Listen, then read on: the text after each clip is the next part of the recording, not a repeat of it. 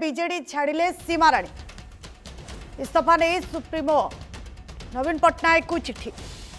तेज BJD supremo नवीन पट्टनायक को चिट्ठी देते हिंदोलू सांसद महेश साहू को टिकेट पर इस्तीफा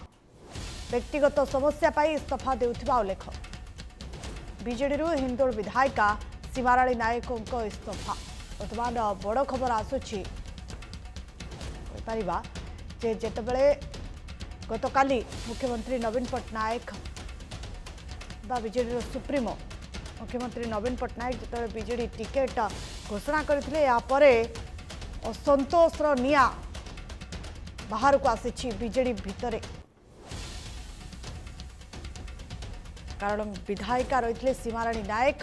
जितेबले टिकेट कटुची एवं महेश साहू को टिकेट दिया जाउछि एहा परे परे तांको से इस्तीफा देछन्ते ने अधिक सूचना पाई आम सहित जोड़ी आम प्रतिनिधि प्रशांत दास। प्रशांत एक बड़ चित्र आसुछि जे महेश साहू को जितेबले टिकेट मिलिला परवर्ती मुहूर्त रे सीमाराणी नायक इस्तीफा देले निश्चित भाव में देखते जदि आप देखिए गोटे प्रकार चेतावनी जदि आप देखिए किए देइछन्ति चेतावनी न सीमाराणी नवीन पट्टनायक को खुलम खुला चेतावनी देइछन्ति कहीं पूर्वर अनेक उदाहरण सामना को आसी सत किंतु एभली खुलम खुला चेतावनी कहीं देई नथिला। आपण जानिथिबे रमेश साहू भली नेतृत्व दल छाड़ी आपण परशुराम धड़ा भली व्यक्ति दल छाड़ी टिकेट कटुची दल छाड़ुछन्ति जदि आप देखिए एवं यार भितर गोटे प्रकार जानिथिबे गतकाली जेतेबेले 6टी आसन पे टिकेट घोषणा करथिले बीजेडी सुप्रीमो तथा नवीन पट्टनायक जेतेबेले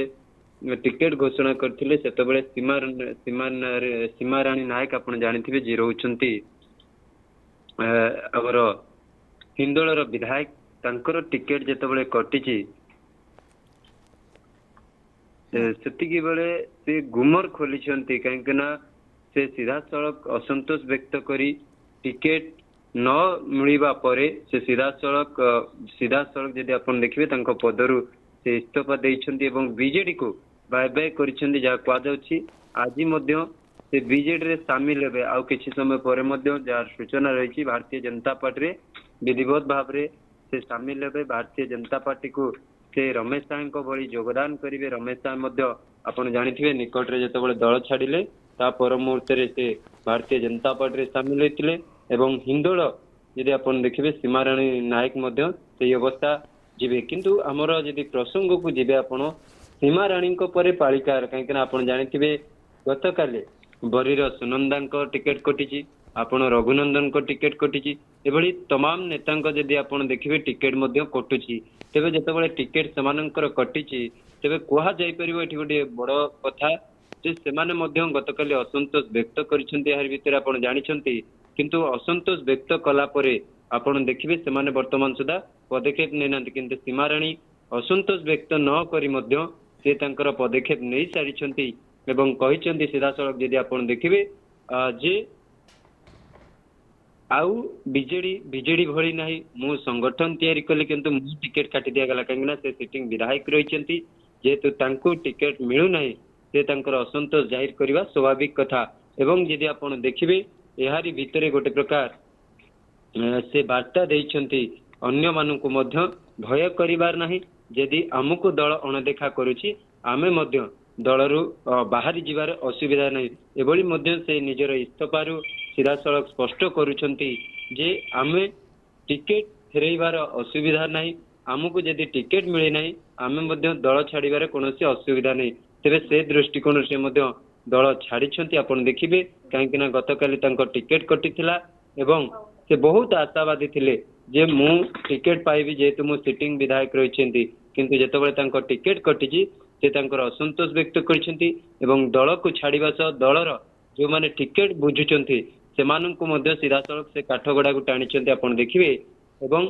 गोटे प्रकार अन्य माने कहीं आपण रघुनंदन को कथा कहबे से अनेक बार दाबीदार थिले एवं से अनेक जदि आप देखिए अनेक थर भेटी सुप्रीमो को लोक मैंने घरे आसी बसी एवं आलोचना करिसेंति किंतु कौनसी सुफल मिली नहीं जहाँ फल जदि आप देखिए गतकाली टिकेट कटिगला से भाव में आप देखिए आउ कहार जे बरी ସୁନନ୍ଦା ମଧ୍ୟ ଅନେକ ବାର ଦାବି କରିଥିଲେ ଯେ ମୋତେ ଟିକେଟ ଦିଆଯାଉ। ତାଙ୍କର ଯୋଉ ସମର୍ଥକ ମାନେ ରହିଛନ୍ତି ସେମାନେ ମଧ୍ୟ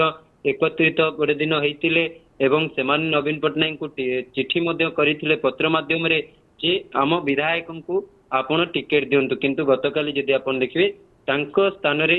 ଯିଏ ଭାରତୀୟ ଜନତା ପାର୍ଟିର ନେତା ହେଇଥିଲେ ତାଙ୍କୁ ଯେତେବେଳେ ଦଳ ଆପଣେଇଛି ଦଳ ତାଙ୍କ ହାତକୁ ଟିକେଟ ଟେକି ଦେଇଛି। ଏଭଳି ଭାବରେ ଦଳ ଗୋଟେ ପ୍ରକାର ଟିକେଟ ଯଦି ଆପଣ ଦେଖିବେ ଯେତେବେଳେ ବଣ୍ଟନ କରିଛି, ଯେତେବେଳେ ସିଟିଂ ବିଧାୟକଙ୍କୁ ଟିକେଟ କାଟିଛି ଦଳ, ସେହି ସମୟରେ ଆପଣ ଯଦି ଦେଖିବେ ଅନ୍ୟ ଦିଗରୁ ଅନ୍ୟ ଦୃଷ୍ଟିକୋଣରୁ ଟିକେଟ କଟିବା ଗୋଟିଏ ସିଟିଂ ବିଧାୟକର ତା ଉପରେ ମଧ୍ୟ ପ୍ରଶ୍ନବାଚୀ ସୃଷ୍ଟି କରିଛି। କାହିଁକିନା ସେମାନେ 5 ବର୍ଷ ଧରି ଯେତେବେଳେ ରାଜନୀତି କରୁଛନ୍ତି, ଯେତେବେଳେ ତାଙ୍କର ଯାତ୍ରା ଆରମ୍ଭ କରିଛନ୍ତି, ଲୋକଙ୍କ ସହିତ ମିଶନ୍ତି, ଯେତେବେଳେ 5 ବର୍ଷ ପରେ ତାଙ୍କର ଭବିଷ୍ୟତ ଆଉ ଗୋଟିଏ ନୂଆ ରଣନୀତି ତିଆରି କରିବା ପାଇଁ ସମସ୍ତଙ୍କର ଇଚ୍ଛା ଥାଏ, ତାଙ୍କର ମଧ୍ୟ ସମସ୍ତଙ୍କର ଇଚ୍ଛା ଥିଲା। କିନ୍ତୁ ଯେତେବେଳେ ତାଙ୍କ ମାନଙ୍କର ଟିକେଟ କଟିଯାଏ ସେମାନେ ନିଷ୍ପତ୍ତି ନିଅନ୍ତି। ପୂର୍ବରୁ ଏହାର ଉଦାହରଣ ଅଛି ବିଜୁ ଜନତା ଦଳରେ ଛାଡ଼ିବାରେ। ଆପଣ ଜାଣିଥିବେ କାହାର, ପରଶୁରାମ ଦଡ଼ା ଯେତେବେଳେ ସ୍ୱରର ଟିକେଟ କଟାଗଲା, ଯେତେବେଳେ ମାଧବ ଦଡ଼ାଙ୍କୁ ଦିଆଗଲା ସେତେବେଳେ ମଧ୍ୟ ସେ ଯଦି ଆପଣ ଦେଖିବେ ଦଳ ଛାଡ଼ିଲେ। ଏବଂ ଯଦି ଆପଣ ଦେଖିବେ ସେଭଳି ଭାବରେ ରମେଶ ସାହିଙ୍କ କଥା ଦେଖିବେ, କାହିଁକିନା ସେ ମଧ୍ୟ ଲବିରେ ଥିଲେ କିନ୍ତୁ ଯେତେବେଳେ ତାଙ୍କ ଟିକେଟ କଟାଗଲା ସେ ବି ମଧ୍ୟ ସିଧାସଳଖ ଦଳ ଛାଡ଼ିଲେ। ତେବେ ସମ୍ପୂର୍ଣ୍ଣ ଭାବରେ ସମସ୍ତେ ଏବେ ଆଉ କେହି ଭୟରେ ନାହାନ୍ତି, କାହିଁକିନା ନିଜ ରାଜନୈତିକ ଯାତ୍ରା, ନିଜ ରାଜନୈତିକ କ୍ୟାରିୟର ଆଗକୁ ବଢେଇବା ପାଇଁ ସେମାନେ ନିଷ୍ପତ୍ତି ନେବା ପାଇଁ ପଛଘୁଞ୍ଚା ଦେଉନାହାନ୍ତି ଏବଂ ତାଙ୍କୁ ଯୋଉଠୁ ସୁଯୋଗ ମିଳୁଛି ସେମାନେ ହାତ ଛଡା କରୁନାହାନ୍ତି। ଆପଣ ନିକଟରେ ଜାଣିଥିବେ ଅରବିନ୍ଦ ଢାଲିଙ୍କ ଭଳି ବ୍ୟକ୍ତି ଯେତେବେଳେ ତାଙ୍କୁ ଟିକେଟକୁ ନେଇ ଝୁଲାଇ ରଖାଗଲା ସେ ସେତେବେଳେ ମଧ୍ୟ ଟିକେଟକୁ ଆଉ ଅପେକ୍ଷା ନକରି ଦଳ ଛାଡ଼ିଥିଲେ ଏବଂ ଭାରତୀୟ ଜନତା ପାର୍ଟିରେ ସାମିଲ ହୋଇଥିଲେ। ଦଳ ମଧ୍ୟ ତାଙ୍କୁ ଟିକେଟ ଦେଲା। ଆପଣ ଜାଣିଥିବେ ଉଦାହରଣ ଅଛନ୍ତି ପ୍ରଦୀପ ପାଣିଗ୍ରାହୀ, ଯେହେତୁ ଦୀର୍ଘ ଦିନ ହବ ସେ ଦଳରୁ ବହିଷ୍କୃତ ହେଇ ରହିଲେ ଏବଂ ତା ପର ମୁହୂର୍ତ୍ତରେ ଆପଣ ଯଦି ଦେଖିବେ ବହିଷ୍କୃତ ହେବା ପରେ ଯଦି ଆପଣ ଦେଖିବେ ସେ ମଧ୍ୟ ଦୀର୍ଘ ଦିନ ନିରବତା ରକ୍ଷା କଲେ ଏବଂ ତାଙ୍କ ସହିତ ଯେତେବେଳେ ଆଲୋଚନା ଚାଲିଲା ପର ମୁହୂର୍ତ୍ତରେ ସେ ବି ମଧ୍ୟ ଭାରତୀୟ ଜନତା ପାର୍ଟିରେ ସାମିଲ ହେଲେ ଏବଂ ସିଧାସଳଖ ଯଦି ଆପଣ ଦେଖିବେ ଭାରତୀୟ ଜନତା ପାର୍ଟି ମଧ୍ୟ ତାଙ୍କୁ ଟିକେଟ ଦେଲା। ତେବେ ସମ୍ପୂର୍ଣ୍ଣ ଭାବରେ ସମସ୍ତେ ଏବେ ନିଜ ରାଜନୈତିକ ଯାତ୍ରା ଆଗକୁ ନେବା ପାଇଁ ସେମାନେ ଯେକୌଣସି ପରିସ୍ଥିତି ଯେକୌଣସି ପଦକ୍ଷେପ ନେବାକୁ ପଡିବ ସେମାନେ ନେବାକୁ ମଧ୍ୟ ପଛଘୁଞ୍ଚା ଦଉନାହାନ୍ତି। କାହିଁକିନା ଗତକାଲି ଆପଣ ଦେଖିବେ ରଘୁନନ୍ଦନଙ୍କର ଯେତେବେଳେ ଟିକେଟ ଥିଲା ଏବଂ ଯେତେବେଳେ ଟିକେଟ ଥିଲା ସେତେବେଳେ ଉଭୟ ସାମ୍ନାକୁ ଆସି ନିଜର ଅସନ୍ତୋଷ ବ୍ୟକ୍ତ କଲେ ଏବଂ ସିଧାସଳଖ କହିଲେ ଯେ ଆମ ବିରୋଧରେ ଷଡଯନ୍ତ୍ର ହେଇଛି, ଆମ ବିରୋଧରେ ଆସିଥିବା ଆମ ସପକ୍ଷରେ ଆସିଥିବା ରିପୋର୍ଟକୁ ଦଳର ଯୋଉ ଟିକେଟ କସରତ କରୁଛନ୍ତି ଯୋଉମାନେ ସେମାନଙ୍କୁ କାହିଁକି ଠିକ ଢଙ୍ଗରେ ବୁଝାଗଲାନି, ସେମାନଙ୍କ ନିକଟରେ ଉପସ୍ଥାପନ ନ କରାଯିବା ଫଳରେ ଏଭଳି ପଦକ୍ଷେପ ଆମ ଉପରେ ନିଆଯାଇଛି, ଆମ ଟିକେଟକୁ କାଟି ଦିଆଯାଇଛି। ସେମାନଙ୍କର ସଙ୍ଗୀନ ଅଭିଯୋଗ ରହିଛି ଏବଂ କୁହାଯାଉଛି ସେମାନେ ମଧ୍ୟ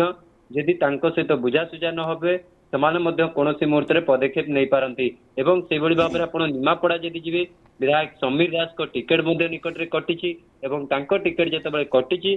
ସେତେବେଳେ ସେ ତାଙ୍କର ଶକ୍ତି ପ୍ରଦର୍ଶନ କରିଛନ୍ତି ଯେ ମୋ ଟିକେଟ ମତେ ଫେରିଆ ଯାଉ, କାହିଁକି ନା ଯେହେତୁ ଦୀର୍ଘ ଦିନ ସଂଗଠକ ରହିଛି, ମୁଁ ଯେହେତୁ ରାଜନୀତି କରି ଆସୁଛି, ମୋର ଆହୁରି ଲୋକପ୍ରିୟତା ରହିଛି ଏବଂ ତାଙ୍କର ଶକ୍ତି ପ୍ରଦର୍ଶନ ଦ୍ୱାରା ସେ ଦଳକୁ ମଧ୍ୟ ଗୋଟେ ପ୍ରକାର ଚେତାବନୀ ଦେଲେ ଯେ ଯଦି ମତେ ଟିକେଟ ନ ଦିଆଯାଏ ଭବିଷ୍ୟତରେ ଦଳ ଏଠି ସମୀରଙ୍କ ବିନା ଶଙ୍ଖ ନିମାପଡାରେ କିଛି ବି ନୁହେଁ। ଯଦି ଆପଣ ଦେଖିବେ ଏଭଳି ନାରାବାଜି ମଧ୍ୟ ଗୋଟିଏ ସୃଷ୍ଟି ହେଇଥିଲା, ଗୁଞ୍ଜରଣ ଖେଳିଥିଲା ନିମାପଡା ଅଞ୍ଚଳରେ। ଯଦି ଆପଣ ଦେଖିବେ ହଜାର ହଜାର ସଂଖ୍ୟାର କର୍ମକର୍ତ୍ତା ମାନେ ଯିଏ ସମୀରଙ୍କ ସମର୍ଥକ ରହିଛନ୍ତି ସେମାନେ ଏକତ୍ରିତ ହୋଇଥିଲେ ଏବଂ ସିଧାସଳଖ ସମୀରଙ୍କ ସପକ୍ଷରେ ଭୋଟ ତଥା ସମୀରଙ୍କ ସପକ୍ଷରେ ସେମାନେ ଟିକେଟ ମାଗିଥିଲେ। କିନ୍ତୁ ବର୍ତ୍ତମାନ ସୁଦ୍ଧା ମଧ୍ୟ ତାହା ବିଚାରି ରହିଛି, ତାହା ଉପରେ ସୁପ୍ରିମୋ ଆଲୋଚନା କରୁଥିବା କଥା ମଧ୍ୟ କୁହାଯାଉଛି। କିନ୍ତୁ ବର୍ତ୍ତମାନ ସ୍ଥିତିରେ ଆପଣ ଆଉ ଗୋଟିଏ ଦୃଷ୍ଟିକୋଣ ନେବେ, ଏବେ ବି ସମସ୍ତଙ୍କ ନଜର ରହିଛି ଯେ ସମୀରଙ୍କ ଉପରେ କଣ ଦଳ ନଜର ରଖୁଛି କି ଦଳ ତାଙ୍କୁ ଅଣଦେଖା କରୁଛି। ଯଦି ଦଳ ତାଙ୍କୁ ଅଣଦେଖା କରୁଛି ତେବେ ପୁରୀ ଜିଲ୍ଲା ସହ ଜଗତସିଂହପୁର ସଂସଦୀୟ କ୍ଷେତ୍ରରେ ମଧ୍ୟ ଯଦି ଆପଣ ଦେଖିବେ ପ୍ରଭାବ ସୃଷ୍ଟି ହବ, କାହିଁକିନା ସମୀର ଦାସ ଯଦି ଆପଣ ଦେଖିବେ କମ୍ୟୁନିଷ୍ଟ ପାର୍ଟିରୁ ଆସିଛନ୍ତି ଏବଂ 2 ଥର ବିଧାୟକ ହୋଇ ସେ ମଧ୍ୟ ମନ୍ତ୍ରୀ ପଦ ଗ୍ରହଣ କରିଛନ୍ତି ଏବଂ ମନ୍ତ୍ରୀ ପଦରେ ମଧ୍ୟ ଅନେକ କାର୍ଯ୍ୟଧାରା ଆଗକୁ ବଢାଇଛନ୍ତି, ହୁଏତ ବିବାଦକୁ ଆସିଛନ୍ତି କିନ୍ତୁ ମନ୍ତ୍ରୀ ପଦ ସମୟରେ ସେ କୌଣସି ପ୍ରକାର ସେଭଳି ପଦକ୍ଷେପ ନେଇନାହାନ୍ତି କି ଦଳ ପାଇଁ ସେଭଳି ଅସୁବିଧା ପରିସ୍ଥିତି ସୃଷ୍ଟି କରିନଥିବା କଥା ସେ ସବୁବେଳେ କହି ଆସୁଛନ୍ତି। ତେବେ ଯେହେତୁ ତାଙ୍କ ଟିକେଟ କଟିଛି ସେ ମଧ୍ୟ ଏବେ ବି ଅସନ୍ତୋଷରେ ରହିଛନ୍ତି। ଯଦି ଦଳ ତାଙ୍କୁ ଟିକେଟ ନ ଦିଆଯାଏ ସେ ଆଗାମୀ ପନ୍ଥା ମଧ୍ୟ ନେଇପାରନ୍ତି କୁହାଯାଉଛି ଖୁବ୍ ଶୀଘ୍ର। ତ ବର୍ତ୍ତମାନ ଯଦି ସ୍ଥିତି ଆପଣ ଦେଖିବେ ସୀମାରାଣୀ ଏବଂ ଆପଣ ଯଦି ଦେଖିବେ ରମେଶ ସାଏ, ଆପଣ ଯଦି ଦେଖିବେ ସେଭଳି ଭାବରେ ଯୋଉ ରହିଛନ୍ତି ପରଶୁରାମ ଦଳା, ଏମାନେ ସିଧାସଳଖ ଦଳର କୋଟରୀ ତଥା ଯଦି ଆପଣ ଦେଖିବେ ଦଳର ସୁପ୍ରିମୋଙ୍କୁ ଚୁନତି ଦେଇ ସାରିଛନ୍ତି ଯେ ଟିକେଟ ନାହିଁ ତ ବିଜେଡି ଆମ ପାଇଁ ନାହିଁ। ତେବେ ଅନ୍ୟମାନେ ମଧ୍ୟ ସେ ପନ୍ଥାକୁ ଆପଣାଉଛନ୍ତି କି ଅନ୍ୟ ଭଳି ଯେମିତି ଅନେକ ବିଧାୟକଙ୍କର ମଧ୍ୟ ଟିକେଟ କଟିଛି, ଯେମିତି ନୀରବ ଦ୍ରଷ୍ଟା ସାରିଛନ୍ତି, ଏମାନେ ନୀରବ ଦ୍ରଷ୍ଟା ରହିକି ଦଳ ପାଇଁ କ୍ଷତିକାରକ ସାଜିବେ କି, ଏଭଳି କଥା ମଧ୍ୟ ବିଚାର କରାଯାଉଛି ଯଦି କହିପାରିବା।